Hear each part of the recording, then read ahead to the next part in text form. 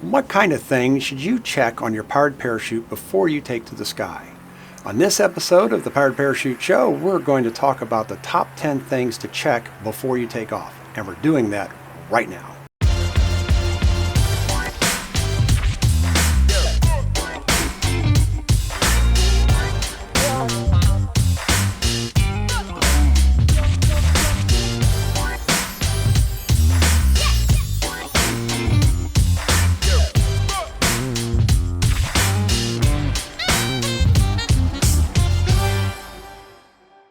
There are 5 kinds of inspections that you can do on your powered parachute. Everyone knows about daily pre-flight inspections and annual condition inspections, and it makes sense that you would go over your aircraft thoroughly after a major repair or change.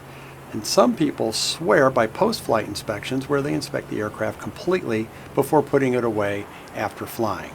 Well, what about those short periods between flights? I mean the real short periods.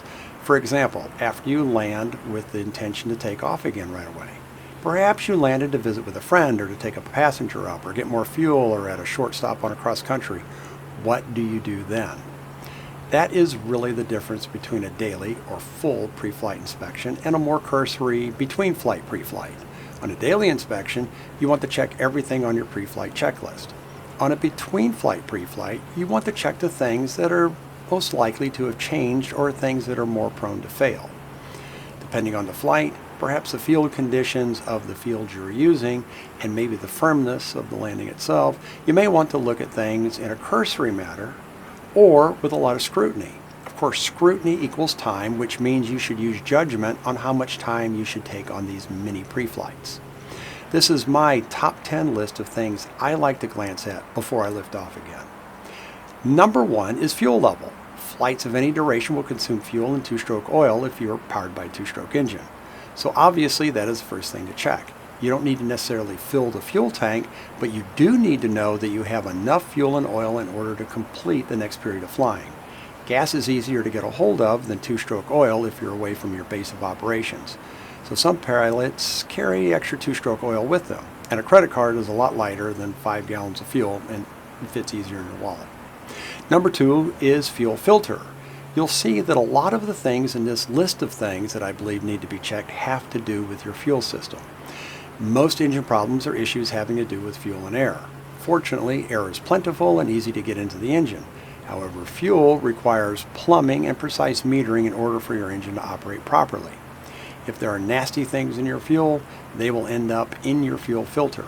That's certainly a better place for them than inside your engine. But too many nasty things in your fuel filter will prevent the fuel from flowing.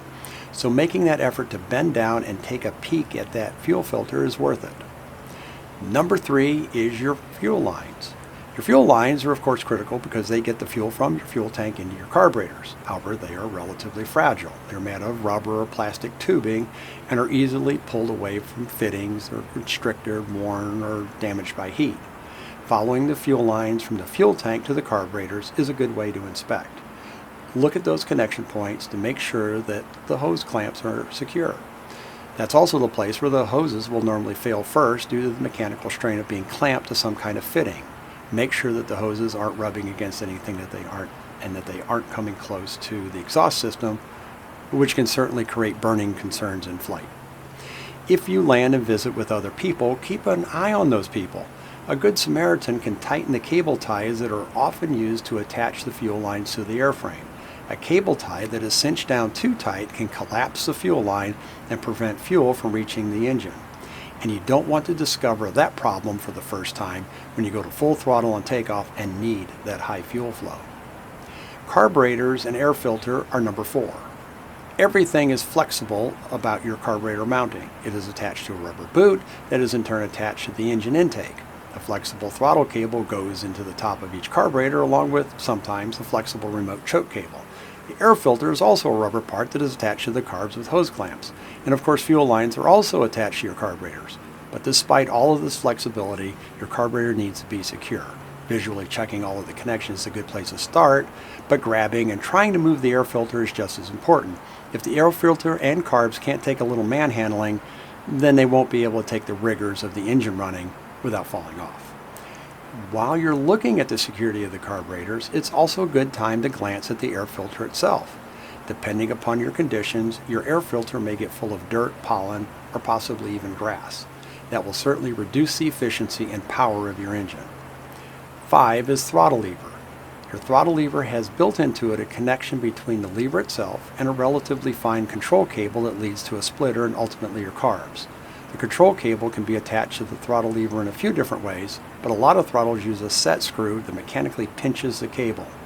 The combination of the cable being pinched, along with the movement of the throttle, can sometimes fray and damage the cable right at that set screw. If you see a strand of cable that seems broken, that means your throttle system is beginning to fail. The throttle cable detaching from the throttle and bringing the engine down to idle is about as bad as running out of gas and the engine dying off completely. Fluids are number 6. Your engine may have liquid coolant, two-stroke oil, gearbox oil, and other fluids. Each time you land is a good opportunity to see if anything is leaking. Check the entire engine area as for the fittings and the hoses. Your gearbox may leak gear oil past a seal or gasket. Your cooling system may leak fluid past hose fittings, the head gasket, a cracked radiator, or a damaged overflow bottle. Two-stroke oil can leak from a variety of locations. For two-stroke oil injection systems, the hidden places to check are the little hoses that come out of the oil injection pump and go into the engine intake. They are relatively small and fragile. Hard to see, but ready to fail. When checking your cooling system, never remove the radiator cap while the engine is still warm. The fluid is hot and under pressure. If you do open it up, you're giving it an opportunity to spray hot, sticky fluid all over you. Number 7 is landing gear. Check for landing gear security. Some landings are rougher than other landings. Those are the landings that deserve extra landing gear scrutiny. Check for dents, fastener security, and wheel condition. Really hard landings have been known to actually crack the spokes or rims of the metal wheels. If you're near a hard surface, you may want to check your wheel bearings by rolling the machine forward and back and listening for any kind of grinding sound indicating wheel bearing failure. Your propeller is number 8. Don't forget to check the leading edge of your propeller blades. Propellers can be damaged just by taxiing to your takeoff point. Tall grass, weeds, and gravel can all do serious damage to your propeller. And if you flew in some rain, even the raindrops could do damage to those leading edges. Check the leading edge tape for security, the propeller blades themselves for cracking or chipping, and the propeller hub for security. Number 9 includes a variety of caps. You have all kinds of caps to check on and make sure that they are secure. This is especially true if you've added fuel or two-stroke oil to your powered parachute. I like to do this check right before I get ready to fly. It's kind of a final batten down the hatches kind of thing. And finally, there's number 10, your parachute and lines. Of course, parachute layout should be a standard thing for you. Whatever combination of training and equipment-specific techniques you have learned should be adhered to. But if somehow you landed and the parachute lines got anywhere near your exhaust system, you need to check to see that they escaped undamaged. You should do that while the lines are still over the engine area so that you could focus on the ones more likely to be damaged. Damage is checked for by running the strings between your finger and thumb so that you could feel for hard, smooth spots in the lines. Those kinds of spots indicate melting, and a line that has been damaged by heat is far weaker than an undamaged line. In fact, if you have such a line, you should mark it and not fly that wing until it's repaired. If you have landed on a surface that has thorns or crop residue that can snag a seam in your parachute, then you also want to inspect the fabric of your parachute carefully. Now, this all may seem like a long list, but it's a list that shouldn't take that long to get through. This way, by checking the small things you can on the ground, you prevent big problems that may occur in the sky, where it is much more difficult to fix. Finally, if you are interested in powered parachute flight instruction in either the Midwest or in Florida, please visit the link to easyflight.com in the description. And please remember to subscribe. And if you have any questions, any comments, anything like that, there is a comment section associated with this video.